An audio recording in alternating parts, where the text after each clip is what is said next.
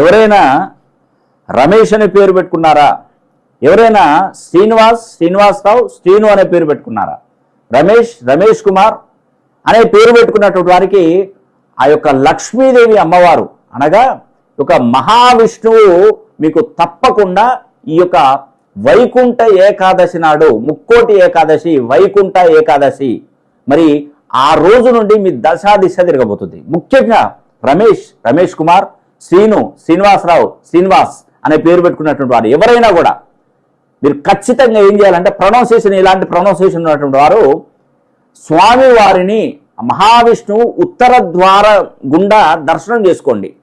ఒకవేళ ఉత్తరానికి అధిపతి కుబేరుడు, ఆ కుబేరుడు అనుగ్రహం మీకు తప్పకుండా కలుగుతుంది. లక్ష్మీదేవి అనుగ్రహం నిజమండి. ఆమె లక్ష్మీదేవి అమ్మవారు ఒక్కసారి కనుక మీ జీవితంలో చిన్న మార్పును కనుక మీకు ఇచ్చినట్టయితే మీకు ధనం వర్షంలాగా కురుస్తుందండి. కాసుల వర్షం కురుస్తుంది ఆ ఇంట్లో.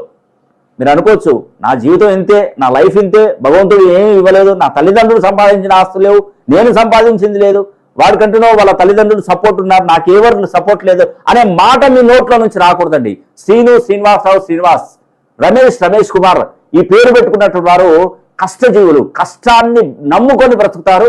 ఈ యొక్క వైకుంఠ ఏకాదశి డిసెంబర్ 30, 2025 నుండి మీ జాతక స్థితిగతులు మారబోతున్నాయి. నేను ఒక్కటే మిమ్మల్ని రిక్వెస్ట్ చేసేది, మీ పేరు ఎన్ని డిగ్రీస్లో ఉండాలో అన్ని డిగ్రీస్ నేను పేరు మార్స్తాను. నమ్మకంతో రండి, ఖచ్చితంగా అదృష్టాన్ని మూట కట్టుకొని వెళ్ళండి.